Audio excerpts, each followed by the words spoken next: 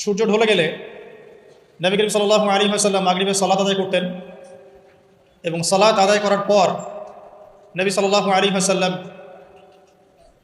পুরো রাতের জন্য কিছু ইবাদত করতেন। তার মধ্যে অন্যতম হচ্ছে একবার আয়াতুল কুরসি তিলাওয়াত করা। আমাদের মধ্যে আয়াতুল কুরসি সবাই জানি তো? কোন সূরার কত নম্বর আয়াতকে আয়াতুল কুরসি বলে? সূরা বাকারার 255 নম্বর আয়াত। মাশাআল্লাহ। আয়াতুল কুরসির ব্যাপক ফজিলত আছে। যে ব্যক্তি প্রত্যেক ফরজ নামাজের পর, প্রত্যেক ফরজ সালাতের পরে যে ব্যক্তি আয়াতুল কুরসি তিলাওয়াত করবে, নবী করিম সাল্লাল্লাহু আলাইহি ওয়াসাল্লাম বলেছেন সেই ব্যক্তির জান্নাতে যাওয়ার জন্য শুধু এতটুকু বাধা, সেটা হলো তার মউত। তার মৃত্যু হয়ে গেলেই ইনশাআল্লাহ সে জান্নাতে চলে যাবে। রাতের বেলা ঘুমানোর সময়ও আয়াতুল কুরসি তিলাওয়াত করতে হয়।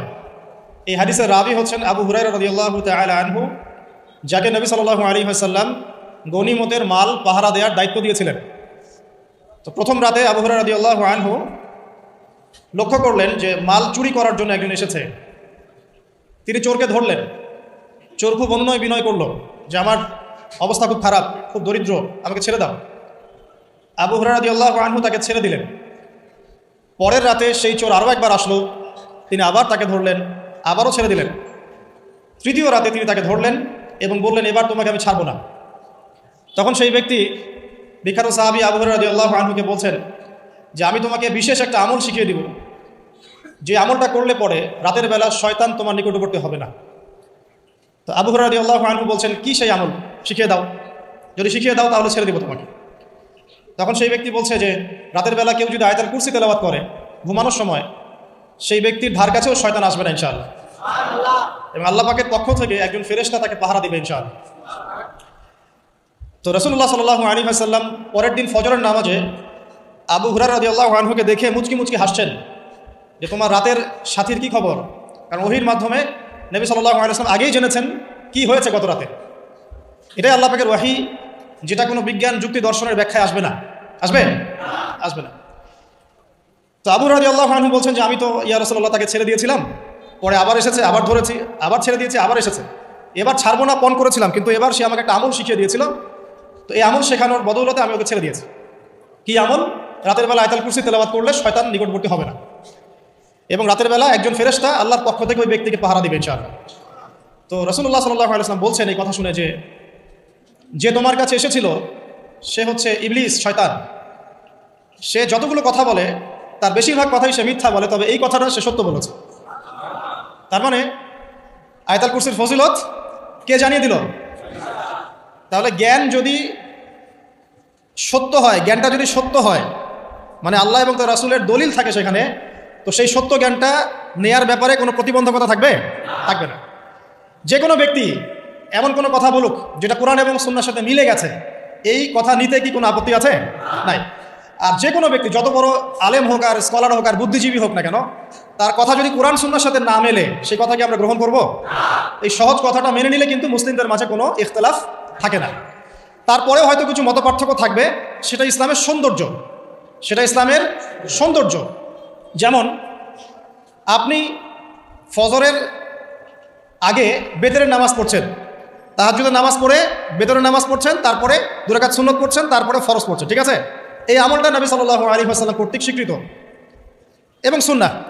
এখন কেউ যদি ঘুমানোর আগেই বেতের নামাজ পড়ে ফেলে, শেষ রাত্রে যদি নফল নামাজ পড়ার সুযোগ হয় পড়ে সুন্নত পড়ে ফজরের 2 রাকাত ফরজ পড়লো, তার আমল কি বাতিল? তো বেতরের নামাজ ঘুমানোর আগে পড়লেও চলে, শেষ রাত্রে পড়লেও চলে। ইসলামের এটা সৌন্দর্য না? সৌন্দর্য। মনে করেন যে আপনি জোহরের আগে, ফরজ নামাজের আগে 4 রাকাত সুন্নত পড়েন না? আচ্ছা, এটা হাদিস থেকে প্রমাণিত তো? আচ্ছা, কেউ যদি 2 রাকাত সুন্নত পড়ে হবে না? এটার হাদিস নাই? আচ্ছা, তাহলে এটা সৌন্দর্য না? এটা সৌন্দর্য। কখন এটা আমল করলেন, কখন ওইটা আমল করলেন। আচ্ছা, এরকম বলতে গেলে রাত শেষ হয়ে যাবে আসলে। মানে অসংখ্য আমল আছে যেগুলো ইসলামের সৌন্দর্য। রাসূলুল্লাহ সাল্লাল্লাহু আলাইহি ওয়াসাল্লাম সাহাবা কিরামের যুগে এভাবেই সাহাবীরা আমল করেছে। আর এখন কি হয়েছে, আমরা ওই যে হাতির 7 কান আর হাতি দেখার গল্প আছে না? কেউ বলেছে হাতি হচ্ছে খাম্বার মতো, কেউ বলেছে কুলার মতো, কেউ বলেছে হাতি হচ্ছে কি বলেন, এই যে কি সুচালু পিছুর মতো। আসলে পুরো হাতি সম্পর্কে এদের কারোই ধারণা ছিল না। আমাদের সমস্যা হচ্ছে আমরা ইসলামের অংশ বিশেষকে ফলো করি এর বাইরে কিছু পেলে আমরা মনে করি সেটা আর ইসলামে নাই, তাই হয় না? আমি যতটুকু জানি বুঝি এতটুকু আমল করি, এর বাইরে যদি কোনো দলিল থাকেও সেটা মানার ব্যাপারে আমাদের আগ্রহ থাকে না। তখনই কিন্তু ইসলামকে নিয়ে আমরা এই যে দলীয়করণে চলে যাই, আর আস্তে আস্তে মুসলিম উম্মার ঐক্যটা নষ্ট হয়। ঐক্য নষ্ট হতে হতে আজকে কি অবস্থাটা দেখতেই পাচ্ছি। তো আগে ওই জায়গাটা শেষ করি। নবী করিম সাল্লাল্লাহু আলাইহি ওয়াসাল্লাম রাতের বেলায় এই আমলটা করতেন। কি করতেন? আয়াতুল কুরসি তেলাওয়াত করতেন। আরেকটা গুরুত্বপূর্ণ আমল, সেটা হচ্ছে সূরা বাকারার শেষের 3টা আয়াত তেলাওয়াত করতেন। কটা আয়াত? কোন কোন হাদিসে আছে 2টা আয়াত। এই যে 3টা আয়াত কোন হাদিসে, আবার কোন হাদিসে 2টা আয়াত। কেউ যদি 2টা পড়ে তার আমল কি বাতিল হবে? আর যদি কেউ 3টা পড়ে আরো ভালো, উত্তম, ঠিক আছে। তো শেষের 3টা আয়াত হচ্ছে লিল্লাহি মা ফিস সামাওয়াতি, এখান থেকে নিয়ে ফানসুরনা আলাল কওমিল কাফিরিন পর্যন্ত। নবী সাল্লাল্লাহু আলাইহি ওয়াসাল্লাম বলেছেন রাতের বেলা কেউ যদি এই আমলটুকু পড়ে, শুধু এতটুকুই পড়ে, সূরা বাকারার শেষের 3টা আয়াত বা 2টো আয়াত, সারা রাতের জন্য যথেষ্ট হয়ে যাবে ইনশাআল্লাহ। মানে সারা রাত নফল পড়লে যে নেকি হইতো, আপনার এই আমলটা করলে সে নেকি হয়ে যাবে ইনশাআল্লাহ। এবং আরেকটা ব্যাখ্যা হচ্ছে সারা রাতের দৃশ্য অদৃশ্যের যে ক্ষতি আছে, দৃশ্য অদৃশ্যের অনেক ক্ষতি আছে, এগুলো এখনকার সায়েন্স বিশ্বাস করে না। আর সায়েন্স বিশ্বাস করে না বলে যে আমরা বিশ্বাস করবো না এমনটাও নয়, ঠিক আছে। নবী সাল্লাল্লাহু আলাইহি ওয়াসাল্লাম বলেছেন রাতের বেলা তোমরা বাচ্চাদেরকে সন্ধ্যাবেলা ছেড়ে দিও না, সন্ধ্যাবেলা বাচ্চাদেরকে ছেড়ে দিও না, আগে ভালো করে সন্ধ্যাটা হয়ে যাক, যদি ছাড়তে হয় তারপর ছেড়ো। তারপর রাতের রাত যখন গভীর হবে তখন তোমরা এলোপাথালি ঘোরাফেরা করো না, রাস্তাঘাটে বনে জঙ্গলে ঘোরাফেরা করো না। কারণ এই সময় এমন কিছু মাখলুককে আল্লাহ পাক ছেড়ে দেন যাদেরকে তোমরা দেখো না। এখন বিজ্ঞান যেটা প্রমাণ করতে পারে নাই, এটা কি বিজ্ঞানের ব্যর্থতা না ইসলামের ব্যর্থতা? তো এখন যে একটা মূলা ঝুলায় দেওয়া হয়, যদি বৈজ্ঞানিকভাবে আপনি প্রমাণ করতে না পারেন তাহলে সেটার কোনো অস্তিত্ব নাই, এই কথাটাকে ডাহা মিথ্যা কথা। যদি মুমিন হতে চান তাহলে এই কথার উপরে এসে ইসলাম কবুল করতে হবে। যদি মুমিন মুসলিম হতে চান এই কনসেপ্টটার ঊর্ধ্বে এসে ইসলাম কবুল করতে হবে। আল্লাহ রাব্বুল আলামিন এবং তার রাসূল যা বলেছেন সেটাই চূড়ান্ত সত্য, সেটা আমরা প্রমাণ করতে পারি বা না পারি, এটাকে অন্ধভাবেই বিশ্বাস করতে হবে। এটাই হচ্ছে একটা মৌলবাদী কনসেপ্ট। আর এভাবে ইসলামের মৌলিক বিষয়গুলোকে না মানলে কেউ মুসলিমই হবে না। কথা কি বুঝতে পারছেন? আচ্ছা, তিনি বলছেন রাতের বেলা এমন কিছু মাখলুক বের হয় যাদেরকে তোমরা দেখো না। দুষ্ট জিন বের হয়। কি বের হয়? জিন জাতি নাই পৃথিবীতে? আল্লাহ পাক সূরা জিন নামে একটা গোটা সূরা নাজিল করেছেন, পড়ে নাই? হাফেজ আছে না এখানে মানুষ? কুল উহিয়া ইলাইয়া আন্নাহু ইসতামা নাফারু মিনাল জিন্নি ওয়া ক্বালু ইন্না সামি'না কুরআনান আজাবা। জিনদের একটা দল কোরআন শুনে বলেছিল যে আমরা অদ্ভুত আজব একটা কোরআন শুনেছি। তারপর তারা গিয়ে তাদের কওমের কাছে ইসলামের দাওয়াত দেয়, ওই কওম ইসলাম কবুল করে। এটা নবী সাল্লাল্লাহু আলাইহি ওয়াসাল্লামের জীবনের সেই সময়কার ঘটনা, যখন নবীজি তায়েফ থেকে ফিরে আসছেন, তায়েফবাসী তাকে অত্যাচার করলো, তিনি নাখলা উপত্যকায় এসে নামাজ পড়ছেন, ওই নামাজের কেরাত শুনে জিনরা ইসলাম কবুল করেছে। তো সূরা জিনে আল্লাহ পাক এই কথা নাজিল করেছেন। তো আল্লাহ পাক যে বলছেন জিন জাতি আছে, আল্লাহ কি মিথ্যা কথা বলছেন? নাকি নাসা যখন বলে এলিয়েন আছে তখন ওইটা সত্য, আর আল্লাহ বলছেন জিন জাতি আছে এটা মিথ্যা? তা আমাদেরকে আবার নতুন করে মুসলমান হওয়া লাগবে এখন না? আমাদের কনসেপ্ট চেঞ্জ হয়ে গেছে। আবার দেখেন আল্লাহ পাক বলছেন সূরা জারিয়াতের 56 নম্বর আয়াতে, ওয়া মা খালাকতুল জিন্না ওয়াল ইনসা ইল্লা লিয়াবুদুন, আমি জিন আর মানুষকে শুধু আমার ইবাদত করার জন্যই সৃষ্টি করেছে। তাহলে দুটো জাতি পাওয়া গেল, জিন এবং মানুষ। জিন কিসের তৈরি? আগুনের তৈরি। মানুষ কিসের তৈরি? কাদামাটি। ফেরেশতা কিসের তৈরি? নূরের তৈরি। তো এই যে সৃষ্টির বৈচিত্র্য, এটা কার সৃষ্টি? তো সেই আল্লাহ পাকের জ্ঞান সবচেয়ে বেশি না আমার জ্ঞান সবচেয়ে বেশি? সেই আল্লাহর পক্ষ থেকে যখন কোরআন এবং হাদিস নাজিল হবে তা আমি অন্ধভাবে মানবো না? নাকি আমি আল্লাহকে চ্যালেঞ্জ করবো ইবলিসের মতো? ইবলিস আল্লাহকে চ্যালেঞ্জ করছে না, খালাকতানি মিন নার ওয়া খালাকতাহু মিন তিন, আমি কেন আদমকে সিজদা করতে যাব? আমি কেন আদমকে সিজদা করতে যাব? আপনি আদমকে সৃষ্টি করেছেন মাটি দিয়ে, আমাকে সৃষ্টি করেছেন আগুন দিয়ে, তাহলে আমি আদমের চাইতে সুপিরিয়র, আমি আদমের চাইতে সেরা, তা আমি কেন ওকে সিজদা করতে যাব? তো ইবলিস আল্লাহকে চ্যালেঞ্জ করলো না? তো এখন আমরা যারা আল্লাহকে চ্যালেঞ্জ করছি, এখন এই বিশ্বে যারা আল্লাহকে চ্যালেঞ্জ করছে, কোরআনকে চ্যালেঞ্জ করছে, হাদিসকে চ্যালেঞ্জ করছে, এরা কি আল্লাহর অনুগত বান্দা না ইবলিসের এজেন্ট?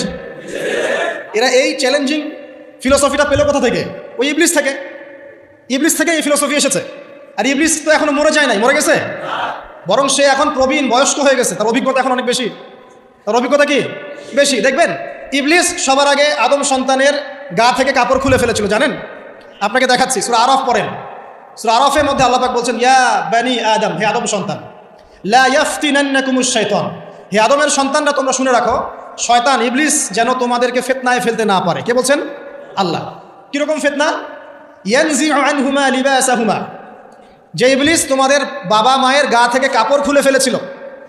ইয়া বানি আদম লা ইয়াফতিনান্নাকুমুশ শাইতান কামা আখরাজা আবাওয়াইকুম মিনাল জান্নাহ ইয়ানজিউ আনহুমা লিবাসাহুমা। আল্লাহ পাক বলছেন, হে আদমের সন্তানরা তোমরা সতর্ক থেকো, ইবলিস যেন তোমাদেরকে ফিতনায় ফেলতে না পারে, যেমন করে সে তোমাদের বাবা এবং মাকে জান্নাত থেকে বের করে দিয়েছিল এবং তাদের গায়ের কাপড় খুলে ফেলেছে। কখন কাপড় খুলে গেছে জানেন? যখন ওই যে গাছের কাছে তারা চলে গেলেন, ওই যে এই গাছের কাছে যেও না, ওয়ালা তাকরাবা হাদিহি শাজারা, তোমরা এই গাছের কাছে যেও না। যখনই তারা গাছের কাছে গেলেন, ফল খেলেন, সাথে সাথে গায়ের কাপড় খুলে পড়ে গেছে। এর আগ পর্যন্ত দুজন জানতেন না কার লজ্জাস্থান কেমন। এই ঘটনার পর একে অপরের লজ্জাস্থান উন্মুক্ত হয়ে যায়। তারপর তারা জান্নাতের পাতাগুলো ছিঁড়ে ছিঁড়ে লজ্জাস্থান ঢাকতে লাগলেন। তাহলে ইবলিস আমাদের পিতামাতাকে প্রতারিত করে ধোকায় ফেলে গা থেকে কাপড় খুলে ফেলেছে না? কথা কি বুঝতে পারছেন? এটাই আল্লাহ পাক বলছেন, তোমাদের কাপড় যেন তারা খুলতে না পারে, তোমাদেরকে যেন হে আদম সন্তান ইবলিস ফিতনায় ফেলতে না পারে।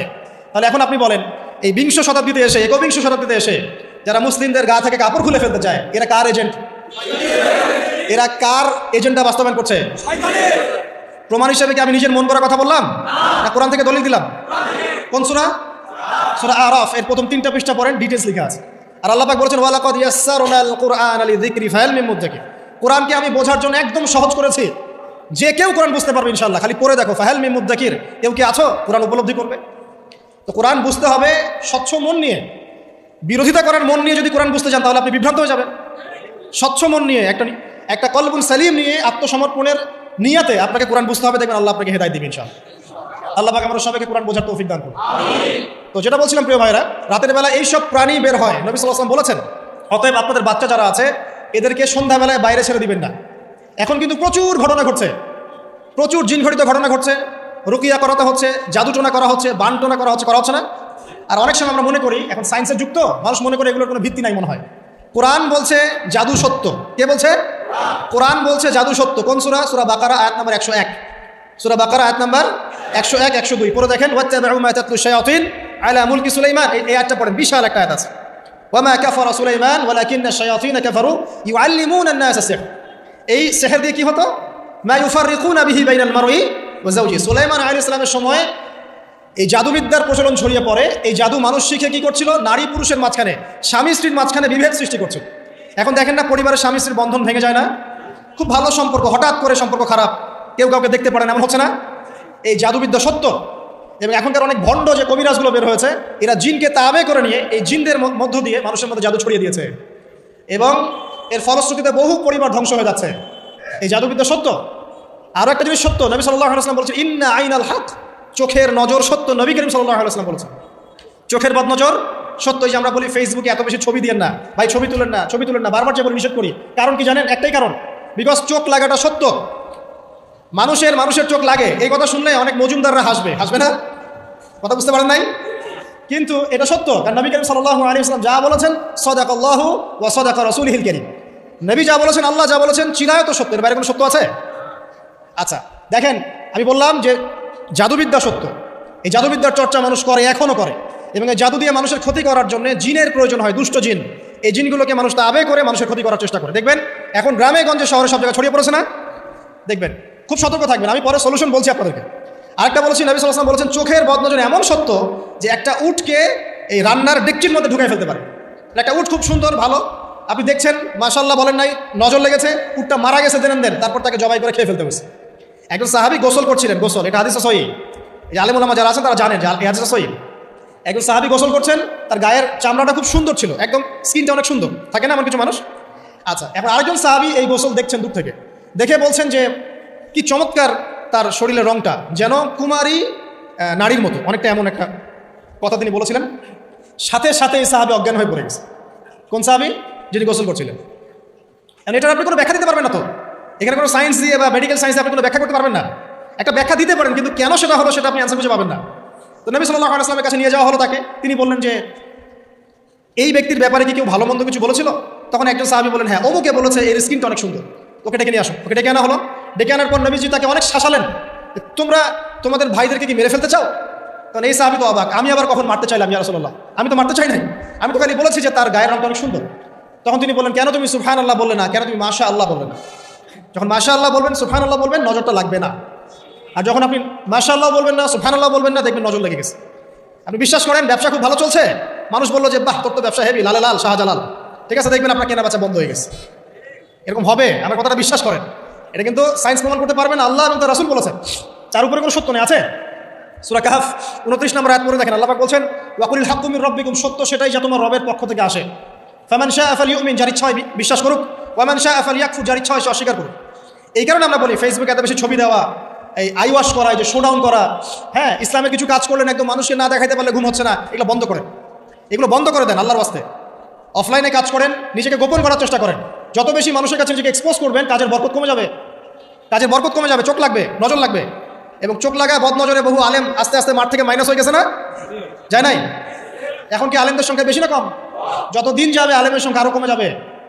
নবীজি বলেছেন আলেমদের সংখ্যা কমতে থাকবে, মানুষ জাহেলদেরকে আলেম বানিয়ে নেবে। তো প্রিয় ভাইরা, জাদুবিদ্যা সত্য, চোখের বদনজর সত্য, রাতের এই অনিষ্টগুলো সত্য, রাতের বেলা অনেক ক্ষতি আছে। এই জন্য নবীজি বলছেন বাচ্চাদেরকে বাইরে বের করো না, এবং তোমরাও রাত যখন গভীর হবে তখন এদিক ওদিক ঘোরাফেরা করো না। দেখবেন রাত যত গভীর হয় আমাদের শহরগুলো তত জীবিত হয়, তাই না? তাই না? রাত যত গভীর হচ্ছে শহর তত জীবিত হয়। চায়ের দোকানে আড্ডা বেশি, ওই সিনেমা দেখছে, টিভি দেখছে, ক্যারাম খেলছে, লুডু খেলছে, ঘুম নাই। ঘুম কখন? ফজরের আগে আগে। ফজরের নামাজ কিন্তু নাই, ফজর ঠিক আগে আগে, আবার ওই যে জোহরের নামাজের সময় উঠতেছে। এখন আমাকে বলেন, এরকম জেনারেশনকে দিয়ে কি আসলে ইসলামের কোনো খেদমত হবে? আচ্ছা, নবীজি রাতের বেলা আর্লি ঘুমাতেন। আল্লাহ পাক আমাদের সবাইকে তাড়াতাড়ি ঘুমানোর তৌফিক দান করুন। হ্যাঁ, আপনি ইলম চর্চা করলে রাত জেগে থাকতে পারেন, আপনি যদি জ্ঞান চর্চা করেন রাত জাগতে পারেন, আপনি কোনো গবেষণা করছেন, নামাজ পড়ছেন বা কোরআন হিফজ করছেন, আপনি রাতের আর্লি উঠবেন, এটা আলাদা বিষয়। কিন্তু কমনভাবে আমাদের এই যে ফেসবুক, ইউটিউবিং ইত্যাদিতে আমরা লিপ্ত থাকি, সারা রাতটা কাটাই আড্ডাবাজি করে, এগুলো বন্ধ করতে হবে। এগুলো বন্ধ না করলে ফিজিক্যালি আমরা মানে সুস্বাস্থ্যের অধিকারী হতে পারবো না। সারা দিনটা আমাদের একটা কি বলবো অলসতার ভাবে যাবে, এবং দিনের বেলা কাজগুলো ব্যাহত হবে। এতে করে আমাদের উম্মার এই পুরো বড় যে তরুণ প্রজন্ম আছে, এদেরকে আপনি সম্পদে পরিণত করতে পারবেন না। তাই এই সিস্টেমটা চেঞ্জ করা দরকার। নবীজি রাতের বেলা এই সূরা বাকারার শেষ 3টা আয়াত তেলাওয়াত করতেন। আমরা করবো ইনশাআল্লাহ।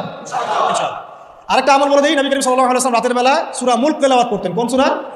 এটা কোন সূরা? তাবারাকাল্লাযী বিয়াদিহি। কয়টা আয়াত আছে? 30টা আয়াত আছে। নবীজি বলেছেন সাল্লাল্লাহু আলাইহি ওয়াসাল্লাম, এই সূরা আপনাকে কবরের আযাব থেকে বাঁচাবে ইনশাআল্লাহ। কবরের আযাব থেকে তো ভাই বাঁচা খুব সহজ নাকি?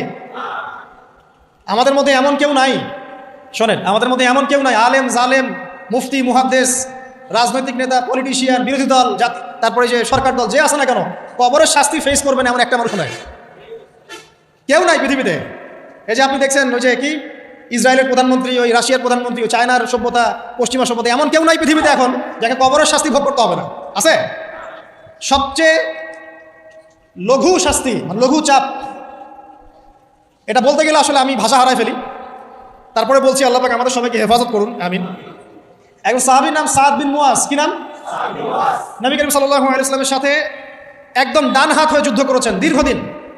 বদর তিনি বীর সেনা, উহুদের বীর সেনা, ঠিক আছে। খন্দকের যুদ্ধেও বীর বিক্রমে যুদ্ধ করেছেন। তিনি আনসার সাহাবী, একদম মদিনার নেতা সাহাবী। সব সাহাবী কিন্তু একরকম নন, কেউ ছিলেন নেতৃস্থানীয় সাহাবী, তিনি ছিলেন একজন নেতৃস্থানীয় সাহাবী, ঠিক আছে। সাদ বিন মুয়াজ, নবী করিম সাল্লাল্লাহু আলাইহি ওয়াসাল্লাম এত ভালোবাসতেন তাকে, এত ভালোবাসতেন যে তাকে নিজের মনে করতেন, যে সাদ বিন মুয়াজ আনসাররা আমার নিজের। চারটাখানি কথা। এই সাহাবীর খন্দকের যুদ্ধে এই যে হাতের এই দিকে, সম্ভবত হাতের এই রগের মধ্যে একটা তীর এসে লাগে এখানে, এবং তীরটা তিনি বের করতে গিয়ে রক্তটা ছিঁড়ে যায়। এরপর ফিনকি দিয়ে রক্ত বের হওয়া শুরু হয়। চিকিৎসা করে রক্ত বন্ধ করা যায় নাই, এবং এই রক্তের প্রবাহিত রক্তেই আল্লাহর ইচ্ছায় তিনি শাহাদাত বরণ করেন, তিনি ইন্তেকাল করেন। নবী করিম সাল্লাল্লাহু আলাইহি ওয়াসাল্লাম প্রচণ্ড ব্যথিত হন, মানে মনটা তার খুব নরম হয়ে যায় সাদ বিন মুয়াজ রাদিয়াল্লাহু আনহুর জন্য। তো এই সাহাবীর যখন জানাজার নামাজ পড়ানো হচ্ছে, নবীজি বলছেন 70,000 ফেরেশতা তার নামাজে অংশ নিয়েছে। এই সাহাবীকে যখন কবরে শোয়ানো হয়েছে, নবী করিম সাল্লাল্লাহু আলাইহি ওয়াসাল্লাম পরে জানিয়েছেন কবরের যে মৃদু চাপ, সাদ বিন মুয়াজ রাদিয়াল্লাহু আনহুর কবরেও সেই মৃদু চাপ দেওয়া হয়েছে। আমি কি বুঝাতে পারলাম ভাই? আমাদের কোনো দাম আছে এখনকার পলিটিশিয়ানদের কোনো দাম আছে? এখনকার সমাজ নেতার কোনো দাম আছে? এখনকার সুদখোরদের কোনো দাম আছে? এই ঘুষখোর দুর্নীতিবাজদের কোনো দাম আছে? আমরা যারা কাঠমোল্লা হয়ে আছি আমাদের কোনো দাম আছে? সাদ বিন মুয়াজ রাদিয়াল্লাহু আনহু না ছাড়ে, প্রশ্ন উত্তর পর্ব তাকে না ছাড়ে, আমরা পার পাবো? নবী করিম সাল্লাল্লাহু আলাইহি ওয়াসাল্লাম বলছেন সূরা মুলক তেলাওয়াত করো রাতের বেলা, ইনশাআল্লাহ সূরা মুলকের তেলাওয়াত কবরের আযাব থেকে তোমাকে বাঁচাবে। আর আমাদের তো ভাই কবরে সবাই সাথে যাবে না, গার্লফ্রেন্ড যাবে না, বাপ মা ভাই বোন সবাই যাবে না।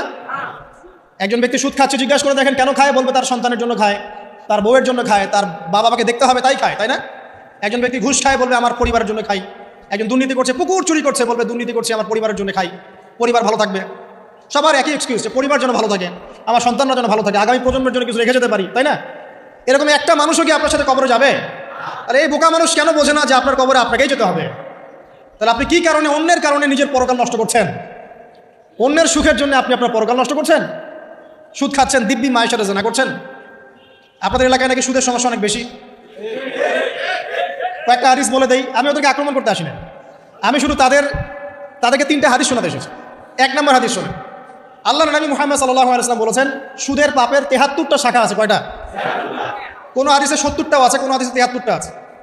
বলছেন যে সবচেয়ে নিচের শাখাটা হচ্ছে, সুদের পাপের সবচেয়ে নিচের শাখা হচ্ছে যে যেন কোনো ব্যক্তি তার মাকে রেপ করলো, তার মাকে ধর্ষণ করলো।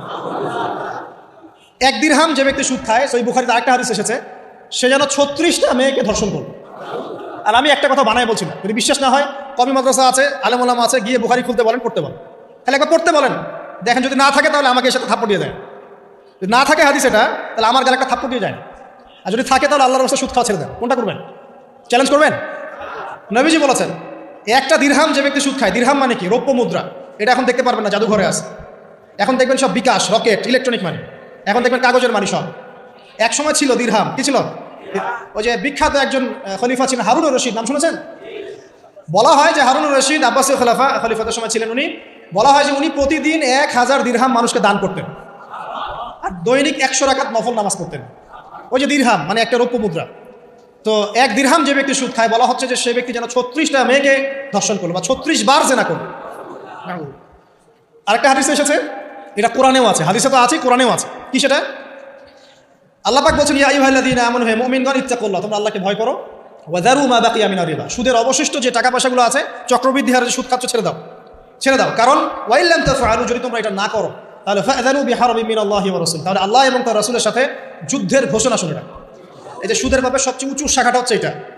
সবচেয়ে উঁচু শাখা হচ্ছে যে ব্যক্তি সুদ খাচ্ছে, যে দিচ্ছে, যে লিখে রাখছে এবং যে সাক্ষী থাকছে, 4 জনকে নবীজি বলেছেন সমান পাপী, সমান পাপী। এরা সবাই মায়ের সাথে জানা করছে, এরা সবাই মায়ের সাথে জানা করছে। কোন আলেমের কাছে গিয়ে ফতোয়া উল্টায় নিয়ে আসতে পারেন? আনেন দেখি।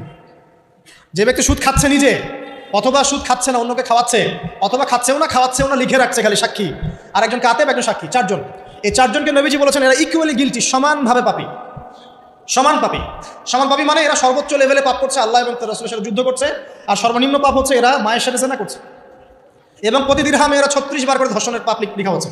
এখন আমি বলি, একটা ব্যক্তি যদি আপনাদের এলাকায় পাওয়া যায়, একজন ব্যক্তি বা একজন ছেলে হোক আর মেয়ে হোক, একটা ব্যক্তি পাওয়া যায় যে ব্যক্তি নিয়মিত জেনা করে, আপনি তাকে কিভাবে ট্রিট করবেন? আপনি কি তাকে সম্মান করবেন? তাকে সালাম দিবেন? তার বাসায় গিয়ে খাবেন? সে যদি আপনাকে দাওয়াত করে খাওয়ায়, খাবেন? একটা মেয়ে যদি একবার জেনা করে, আপনি তার সাথে এরকম করবেন? আর আপনি প্রতিদিন সুদ খাচ্ছেন, প্রতিদিন জেনা করছেন, কিন্তু আপনার কোনো ফিলিংস নাই। ফিলিংস নাই কেন? আমি সেটা বলি। ফিলিংস নাই কেন সেটা আমি বলছি আপনাকে। ফিলিংস নাই এই কারণে যে আপনার এই দেহটার ভিতরে একটা আত্মা আছে, রূহ আছে না? একটা কলব বলে একটা কথা আছে না? এই কলবটা আপনার মরে গেছে, জীবিত নাই। আপনার দেহের মধ্যে কোনো কলব নাই, বা কলব থাকলেও সেটা মুর্দা, এটা জিন্দা না। এটা জিন্দা হবে কোথায়? আল্লাহওয়ালা মানুষের কাছে যান, গিয়ে দেখবেন তিনি আপনাকে মৌতের কথা স্মরণ করাবেন, কোরআন ধরাই দিবে, জিকির ধরাই দিবে, নামাজ ধরাই দিবে। আস্তে আস্তে দেখবেন আপনার কলবটা আবার জিন্দা হবে। চল, এই মৃত কলব নিয়ে আপনাকে নসিহত করে আমারও কোনো লাভ নাই। আমি যে নসিহত করছি আসলে কোনো লাভ নাই, কারণ আপনার কলবটা মৃত। আগে কলবটা জিন্দা করতে হবে।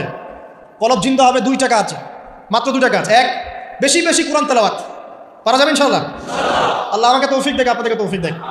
আরেকটা হচ্ছে 2, বেশি বেশি আল্লাহর জিকির, বেশি বেশি আল্লাহর জিকির, চলতে ফিরতে সুবহানাল্লাহ, আলহামদুলিল্লাহ, আল্লাহু আকবার, লা ইলাহা ইল্লাল্লাহ, লা হাওলা ওয়ালা কুওয়াতা ইল্লা বিল্লাহ, হাসবুনাল্লাহু ওয়া নি'মাল ওয়াকিল, মানে চলতে ফিরতে, আস্তাগফিরুল্লাহ ওয়া আতুবু ইলাইহি। ঠিক আছে? যত জিকির জানেন চলতে ফিরতে করতে থাকেন, কলব জিন্দা হবে ইনশাআল্লাহ। কলব জিন্দা না হলে নসিহত ঢুকে না ভিতরে। এই যে আপনি একটা কথা শুনছেন, আপনি নসিহত গ্রহণ করছেন, আরেক ভাই শুনছে, গ্রহণ করছে না, কারণ কি জানেন? আপনার কলবটা জিন্দা, তার কলবটা মুর্দা। এতটুকু কথা। হ্যাঁ, কোরআন সুন্নাহ সবার কাছে আছে না? তো সবাই তো পরে হেদায়েত পাচ্ছে না, পাচ্ছে না। কিছু মানুষ পাচ্ছে, কিছু মানুষ পাচ্ছে না। কারণ কি? কারণ 1, তার মনের মধ্যে অনেস্টি নাই, সততা নাই। 2 হচ্ছে তার কলবটা মুর্দা। যদি কলবটা জিন্দা হতো এবং মনের মধ্যে সততা থাকতো, আল্লাহ পাক তাকে হেদায়েত দিতেন ইনশাআল্লাহ। শোনেন, বহু মানুষ আগে মাদকাসক্ত ছিল, পরে হেদায়েত পেয়েছে, হয় নাই? আগে চুরি ডাকাতি করতো, হেদায়েত পেয়েছে, হয় নাই? আগে গান বাজনা করতো, হেদায়েত হয়েছে, হয়নি? অনেকে খেলাধুলা করতো, হেদায়েত হয়েছে, হয় নাই? হেদায়েত হয় কখন জানেন? যখন আল্লাহ পাক কারো অন্তরের মধ্যে অনেস্টি বা সততা দেখেন, তখন আল্লাহ পাক সেখানে হেদায়েত ঢেলে দেন। যদি আপনার মনের মধ্যে সততা থাকে, আল্লাহ পাক আপনাকে হেদায়েত দিবেন ইনশাআল্লাহ। তো সৎ হন, আল্লাহ পাক সৎ হওয়ার তৌফিক দান করুন, আমিন। যদি অমুসলিম ভাই বোনরাও থাকে, তাদের মনে যদি সততা থাকে, আল্লাহ পাক কোনো না কোনো দিন ওদেরকে হেদায়েত দিবেন ইনশাআল্লাহ। দেখে নিন, এই উমর রাদিয়াল্লাহু আনহু, তিনি রাসূল সাল্লাল্লাহু আলাইহি ওয়াসাল্লামকে জান্নাই তরোয়াল নিয়ে আঘাত করতে, জান্নাই ঘটনা জানেন না? তিনি কিন্তু সৎ মনের মানুষ ছিলেন। হয় ডানে যাবো নাহলে বামে, মাঝামাঝি এসবের মধ্যে আমি নাই, হয় মানবো নাহলে মানবো না। ঠিক আছে? উনি সৎ ছিলেন, সৎ মনের অন্তর ছিল, একটা সৎ অন্তর। কেউ জুলুম করেছে, উনি জালেমের পক্ষ নিতেন না, মাজলুমের পক্ষ নিতেন, একদম সরাসরি, ডানে বামে দেখার সময় নেই। এই সততা ছিল তার মনের মধ্যে। আল্লাহ পাক হেদায়েত দিয়ে দেখেন 2য় খলিফা বানিয়ে দিয়েছেন, আলহামদুলিল্লাহ। আর অবশ্যই নবী সাল্লাল্লাহু আলাইহি ওয়াসাল্লামের দোয়া এখানে ছিল। তিনি দোয়া করেছিলেন, আল্লাহ 2 জনের মধ্যে একজনকে হেদায়েত দিও। কে? হয় আবু জাহাল, ইবনে হিশাম, না হলে ওমর ইবনুল খাত্তাব। আল্লাহ পাক ওমর রাদিয়াল্লাহু আনহুকে কবুল করেছেন, আলহামদুলিল্লাহ। এখনো যদি আল্লাহ পাক কারো মনের মধ্যে সততা দেখেন, ইনশাআল্লাহ তাআলা আল্লাহ পাক আপনাকে হেদায়েত দিবেন ইনশাআল্লাহ।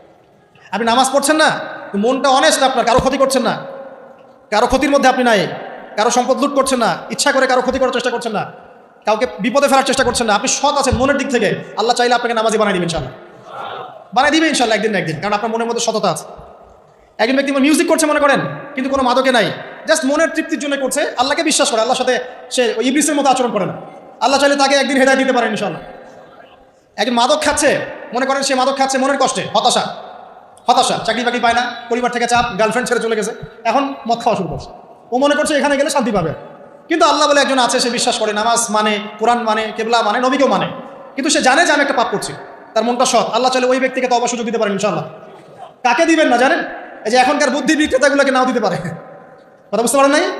যারা জানে যে কোরআন সত্য, যারা জানে যে হাদিস সত্য, যারা জানে ইসলামী চূড়ান্ত ধর্ম, যারা জানে সত্য মিথ্যার চূড়ান্ত মানদণ্ড আল্লাহর ওহী, তারপরেও দুনিয়ার স্বার্থে, পলিটিক্যাল স্বার্থে, সমাজের স্বার্থে সে ইসলামের বিরোধিতা করছে, আল্লাহ পাক এদেরকে হেদায়েত দিবেন না। এত সহজ না, মনটা সৎ হতে হয় আগে। যারা জানে যে কোরআন সুন্নাহ একদম সত্য, চিরায়ত সত্য, তারপরেও এর বিরোধিতা করছে, আল্লাহ পাক আবা ওয়াস্তাকবার, এদেরকে হেদায়েত দেন। আল্লাহ পাক বলেছেন কোরআনে যে সবাইকে আমি হেদায়েত দিব না, সবাইকে দিব না, বরং বেশিরভাগকেই দিব না। কলিলুম মিন ইবাদিয়াশ শাকুর, আমার শুকরগুজার বান্দা হবে খুবই অল্প, খুবই অল্প। আবার এই উম্মতের মধ্যে আবার ৭৩ দল, তার মধ্যে এক দল জান্নাতে যাচ্ছে, তাই না? মান আলাইহি ওয়া আসহাবি, আমি যার উপরে আছি, আমার সাহাবীরা যার উপরে আছে। আল্লাহ পাক আমাদের সবাইকে একটা সৎ হৃদয়ে লালন করার তৌফিক দান করুন। যেটা জানি না হয়তো আমল করতে পারছি না, জেনেছি কোরআনে আছে, জেনেছি হাদিসে আছে, জেনেছি এটা ইসলাম, মানবো ইনশাআল্লাহ। এটা আমার বুঝে আসুক বা না আসুক, আমি বুঝে আসুক বা না আসুক, আর জানছি এটা অন্যায়, এটা অশ্লীলতা, এটা পাপাচার, এটা নাজায়েজ, কোরআন সুন্নাহর মানদণ্ডে এটা চলে না, বাস চলে না, কোরআন সুন্নাহ চলে না, আমিও মানবো না, সিম্পল। আর কোরআন সুন্নাহ চলে না, কেউ যদি জোর করে মানায়, তখন কি করবো? তখন হাতটা তুলবেন শেষ রাত্রে হাতটা তুলে বলবেন, আল্লাহুম্মা ইন্না নাজআলুকা ফি নুহুরিহিম ওয়া নাউযু বিকা মিন শুরুরিহিম, আল্লাহ আমি তোমাকে এই শত্রুদের সামনে দাঁড় করাই দিলাম, তুমি এখন বুঝো। কথা বুঝতে পারেন নাই? আপনি আল্লাহকে বলুন, আল্লাহ আমরা তোমাকে ইসলামের বিরোধী শক্তি আর মুসলিমদের মাঝখানে দাঁড় করাই দিলাম, তুমি এদের সাথে বোঝাপড়া করো, আল্লাহ আমার ক্ষমতা নেই। আল্লাহ পাক পারবেন না? আল্লাহ দুর্বল নাকি? অথবা বলবেন, আল্লাহুম্মা কফিনিহিম বিমা শিতা, আল্লাহ যেভাবে ইচ্ছা তুমি এদের বিরুদ্ধে আমার জন্য যথেষ্ট হয়ে যাও। এই দোয়াটা কে করছিল? কে বলতে পারবেন? সূরা বুরুজ পড়েছেন? সূরা বুরুজ একটা বালকের কথা আছে না? ওই বালককে যে তীর মারা হলো, ওই বালককে মারা হয়, বালক মরে না, পাহাড় থেকে ফেলে দেয় মরে না, সমুদ্রে ফেলে দেয় মরে না। পরে বালক বললো যে একটা কাজ করেন, রাজাকে বলছে একটা কাজ করেন, সব জনগণকে মাঠে জড়ো করেন, তারপরে একটা তীর নেন, নিয়ে বলেন যে বিসমিল্লাহি রব্বি হাযাল গোলাম, এই বালকের রবের নামে আমি তীর ছুড়লাম, এটা বলেন, আমি মারা যাব। এই বালক নিজের জীবনটা উৎসর্গ করলো এভাবে। তখন ওই স্বৈরাচারী শাসক সে কী করলো? ওই তীরটা বের করে বলছে বিসমিল্লাহি রব্বি হাযাল গোলাম, বলে তীর ছুড়লো, বালকটা মারা গেল, বালকটা শহীদ হয়ে গেল। এবং এই দৃশ্য দেখে সমস্ত এলাকার মানুষ বুঝলো যে আসলে এই রাজা আল্লাহ নয়, এর উপরে একজন আল্লাহ আছে যার নামে তীর ছুড়লে সে মরছে। তখন এই সবগুলো লোক মুসলিম হয়ে যায়। তারপর ওই রাজা কি করেছে? এই সবাইকে আগুনে ফেলে দিয়েছিল। এটা পড়ে দেখেন, তাফসীর ইবনে কাসির পড়েন, জালালাইল পড়েন, এই যে মারিফুল কোরআন পড়েন, মারিফুল কোরআন নাই বাসায়, মারিফুল কোরআন পড়েন, ওখানে দেখেন সবাইকে আগুনে ফেলে দিয়েছে, শেষমেশ একজন মা আর তার কোলে একটা বাচ্চা। তো মা এখন লাফ দিতে ভয় পাচ্ছে, বাচ্চা আছে কোলে। ঠিক সেই মুহূর্তে ওই বাচ্চা কথা বলে উঠেছে, সে বাচ্চা বলেছে, হে আম্মা তুমি লাফ দাও, ভয় পেও না, যে আগুন তুমি দেখছো এর নিচে জান্নাত আছে। ইতিহাসে 3 জন শিশু কথা বলেছে, দুগ্ধপোষ্য শিশু, তার মধ্যে এই বাচ্চাটা একজন। আরেকজনকে কে বলতে পারবেন? ঈসা ইবনে মারইয়াম, তিনি কথা বলেছেন না? কথা বলেছেন। তো আল্লাহ পাক চাইলে এটা করতে পারেন না? এখনকার বিজ্ঞান বলবে যে একটা বাচ্চা কথা বলতে পারে, 2 মাসের বাচ্চা, তার মানে আল্লাহ ভুল, বিজ্ঞান সত্য? না বিজ্ঞান ভুল, আল্লাহ সত্য? কোনটা? আপনাদের আকীদা ঠিক করেন। এক কথা, কোরআন সুন্নায় যা আছে এর বাইরে সত্যের কোনো উৎস নাই, আছে? নাই। দ্বিতীয় কথা হচ্ছে, হ্যাঁ কোরআন সুন্নাহর সাথে যাই মিলে যাক না কেন, যে কোনো দর্শন, যে কোনো মতবাদ, যে কোনো থিওরি, যে কোনো স্কুল অফ থট মানতে কোনো আপত্তি আছে? নাই। আর কোরআন সুন্নাহর সাথে যা মিলবে না, মানবো? মানবো না। আর মানবো না বললে কি আমরা আক্রমণ করতে যাব? না। আমরা কি করব? আমরা আমাদের মতবাদটা প্রচার করব। ধর্মে কি বাড়াবাড়ি আছে? জোর করে মুসলিম বানাতে হবে? হবে না। আমরা ইসলামের দাওয়াতটাকে যুগোপযোগীভাবে বিজ্ঞান দিয়ে, দর্শন দিয়ে, দলিল প্রমাণ দিয়ে মানুষের সামনে উপস্থাপন করব। যারা গ্রহণ করার করবে, যারা করার না করার করবে না। লাকুম দীনুকুম ওয়ালিয়া দীন, তোমাদের দিন তোমাদের, আমার দিন আমাদের। আল্লাহ নবীকে আল্লাহ পাক বলেছেন, ফাযাক্কির ইন্নামা আনতা মুযাক্কির, তুমি উপদেশ দাও, তুমি শুধুমাত্র উপদেশদাতা। লাস্তা আলাইহিম বিমুসাইতির, তুমি কারো প্রতি দারোগা নও। জোর করে চাপিয়ে দিতে হবে না, ইসলাম দিতে হবে? হবে না। আল্লাহ পাক আমাদের সবাইকে পরিপূর্ণ ইসলাম পালন করার তৌফিক দান করুন, আমিন। অনেক গভীরে চলে আসছি, আসেন আবার রাতে চলে আসি। রাত কিভাবে মানে এনজয় করতে হয়, রাতটা কিভাবে এনজয় করতে হয়, এটাই আমাদের আজকের লেকচারের টপিক। মানে আমরা কিন্তু জীবনটাকে অনেক বোর মনে করছি না? এই যে ব্যবসা বাণিজ্য, চাকরি বাকরি, বিবি বাচ্চা, পরিবার, অনেক অনেক যন্ত্রণা নাকি, অনেক সমস্যাই না? কিন্তু আল্লাহ পাক ইসলাম দিয়েছেন কিন্তু জীবনটা উপভোগ করার জন্য। কি জন্যে? উপভোগ করার জন্য। আমরা কি ভাবতাম আল্লাহ পাক ইসলাম আসলে কি জন্য দিলেন মানব জাতির? উত্তর হচ্ছে তিনটা। এক, ইহকালীন সাফল্য, এক। দুই, পরকালের মুক্তি। আর তিন হচ্ছে আপনার জীবনটাকে উপভোগ করার জন্য। আপনি জীবনটাকে ইসলাম দিয়ে যেভাবে উপভোগ করতে পারবেন, অন্য কোনো বিষয় দিয়ে পারবেন না। পারবেন? পারবেন না। আসেন দেখেন কীভাবে। রাতটা নিয়ে কথা বলবো। এই যে রাত হয়ে গেল, আমরা আয়াতুল কুরসি পড়বো, আমরা সূরা বাকারার শেষ 3 আয়াত পড়বো, সূরা মুলক পড়বো। আরেকটা সূরা বলি, সূরা ওয়াকিয়া। কোন সূরা এটা? কোন সূরা? ইযা ওয়াকাআতিল ওয়াকিয়া, এই সূরাটা। এই সূরাটা যে ব্যক্তি রাতের বেলা পড়বে, একটা বর্ণনা এসেছে যে দারিদ্রতা আপনাকে স্পর্শ করবে না। এই যে সুদ খাচ্ছে কি জন্য? টাকার জন্য তো নাকি? টাকা পয়সা ধন দৌলত করবেন, এই তো আপনার উদ্দেশ্য নাকি? এই জন্যই তো মায়ের সাথে জানা করছে, তাই তো? আল্লাহ বলছেন সূরা ওয়াকিয়া পড়েন, আপনার দারিদ্রতা দূর হয়ে যাবে। বিশ্বাস হচ্ছে না? রিজিক কার হাতে? না, রিজিক তো আমাদের হাতে। এটা মানুষ বিশ্বাস করে না আসলে। এটা মুখে বলে, মানুষ মুখে বলে রিজিক আল্লাহর হাতে। মানুষ যদি বিশ্বাস করতো রিজিক আল্লাহর হাতে, তাহলে মানুষ কেমন করে সুদ খাবে? ও মনে করছে রিজিক আমার হাতে, আমি যদি খাই সুদ তাহলে আমি গেইন করবো, যদি না খাই তাহলে আমি দারিদ্রতায় ভুগবো নাকি? যদি আমি ঘুষ নেই তাহলে আমার উন্নতি হবে অর্থনৈতিক, যদি না নেই তাহলে আমি মরে যাবো, না খেয়ে মরে যাবো। যদি আমি দুর্নীতি করি তাহলে আমি বাঁচবো, আমার সন্তানরা ভালো থাকবে, যদি না করি আমি দারিদ্রতায় মরে যাবো, তাই তো? এই কনসেপ্ট ছাড়া কেউ এগুলো কাজ এমনি করতে পারে নাকি? নিঃসন্দেহে আমরা মনে করি যে রিজিকের মালিক আমরা, আল্লাহ নয়। শুধু মুখের মধ্যে বলি যে রিজিকের মালিক আল্লাহ। রিজিকের মালিক যদি আল্লাহ হতো তাহলে আমি হালাল পথে থাকতাম এবং তাওয়াক্কুল করতাম যে আল্লাহ আমাকে যা রিজিক দিয়েছেন তা তো আসবেই, আসবে না? আসবেই। আপনাকে যদি আল্লাহ পাক, কি বলবো, এটা কোন জেলা? লালমনিরহাট। লালমনিরহাটের 100 একর জায়গায় যত ধান হয়, এতগুলো ধান যদি আপনার আমল নামায় লেখা থাকে, মানে আপনার আমল নামা হচ্ছে রিজিকে, তাকদিরে, তাকদিরে আপনার তাকদিরে যদি লেখা থাকে যে আপনি 100 একর জমির ধান খাবেন তারপর মরবেন, আছে না লেখা? একটা দানা কম বেশি হবে? আপনি যদি আল্লাহর পথে তাওয়াক্কুলি করেন তাহলে আপনি হালাল পথে থাকবেন, বিশ্বাস করবেন যে আল্লাহ পাক যেটা লিখে রাখছে আমার তাকদিরে রিজিক, এর একটা দানা রেখেও আমি পৃথিবী থেকে যাবো না, তখন আপনার অন্য পথে যাওয়ার কোনো কারণ নাই।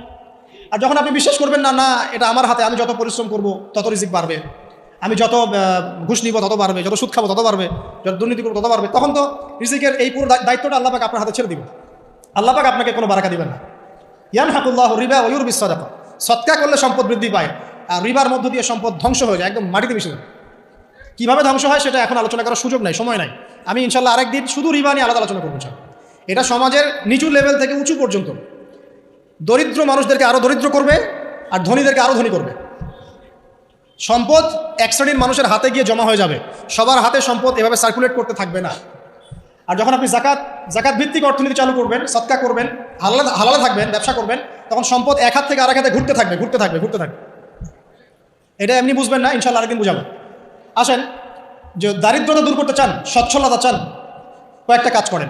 এই যে বললাম, 1 নম্বর সূরাতুল ওয়াকিয়া তেলাওয়াত করেন, 5 ওয়াক্ত নামাজ জামাতে পড়েন, ডেইলি কিছু সময়ের জন্য কোরআন তেলাওয়াত করেন, আর আল্লাহর কাছে রিজিক চান, জিকির বেশি বাড়ায় দেন। পারবেন না ইনশাল্লাহ? আর একটা দোয়া শেখায় দেয় ইনশাল্লাহ, এই দোয়া করলে রিজিক তো বাড়বেই ইনশাল্লাহ। আপনার যত ঋণ আছে ইনশাল্লাহ আল্লাহ পাক শোধ করে দিবেন। বিশ্বাস করলেন না? এই দোয়া শিখাই দিচ্ছি, এই জন্য আমাকে হাদিয়া দেওয়া দরকার, স্পেশালি আমাকে এখন হাদিয়া দেওয়া দরকার। এটা গুরুত্বপূর্ণ দোয়া শিখাই দিচ্ছি। আলী রাদিয়াল্লাহু আনহু বলেছেন, কোনো ব্যক্তির যদি পাহাড়ের সমানও ঋণ থাকে, এই দোয়া যদি আমল করে আল্লাহ পাক ওই ঋণও শোধ করে দিবেন ইনশাআল্লাহ। আর ঋণ কেমন জানেন? ওই যে এখন মানুষ ঋণ নিচ্ছে 1 কোটি টাকা ব্যাংক থেকে, 2 কোটি টাকা ব্যাংক থেকে, হ্যাঁ, কত বছর, 10 বছরের জন্য, 20 বছরের জন্য বাড়ি করছে, তাই না? তার ধারণা এমন যে সে মারা গেলে তার ঋণটা কেউ না কেউ শোধ করে দিবে, তাই তো? আর আল্লাহ রসুল কি বলছেন দেখেন, একজন মারা গেছেন, নবী সাল্লাল্লাহু আলাইহি ওয়াসাল্লামের সময়ে একজন মারা গেছেন। তো নবী করিম সাল্লাল্লাহু আলাইহি ওয়াসাল্লাম বলছেন, এই ব্যক্তির কি কোনো ঋণ আছে? একজন সাহাবী বলেন, হ্যাঁ ইয়া রাসূলুল্লাহ, তো ঋণ আছে। নবীজি বললেন, তোমরা ওর জানাজা পড়ো, আমাকে ডেকো না। তোমরা ওর জানাজা পড়ে নাও, আমি জানাজা পড়তে চাচ্ছি না। আমি এখন কেমন করে আপনাকে বুঝাবো ঋণ কত ভয়ঙ্কর জিনিস? আপনি যে ব্যাংক থেকে 3-4 কোটি টাকা লোন নিয়ে রাখছেন, লাখ লাখ টাকা লোন নিয়ে বসে আছেন, দিব্যি সুখে বসে আছেন, এমন চিন্তায় যে আপনার মৌত হবে না। আর নবী সাল্লাল্লাহু আলাইহি ওয়াসাল্লামের সময়ে একজন মারা যাচ্ছেন, তিনি বলছেন তোমরা জানাজা পড়ে নাও, আমি জানাজা পড়তে চাচ্ছি না।